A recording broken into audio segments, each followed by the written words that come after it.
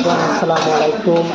আজকে হচ্ছে বেগুন দিয়ে, তারপরে মাছের পেটি দিয়ে, ওই দিন মাছ আনছিলাম, ওই মাছের পেটি দিয়ে আজকে বেগুন দিয়ে এক ধরনের সবজি দিয়ে রান্না করলাম আজকের মেনু করে।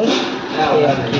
তো ফাইনালি আজকে তরকারি হয়ে গেল। অনেক কিছু আজকের মেনু আছে, অনেক কিছু ইনশাল্লাহ আজকে দুপুরের মেনু আর কি। ওকে, আসসালামু আলাইকুম। এটা হচ্ছে বেগুনের তরকারি, বেগুন আর একটা এই ধরনের একটা সবজি দিয়ে সেটা একটা সবজি রান্না করলাম মাছের পেটি দিয়ে। এই আর কি আজকের মেনু।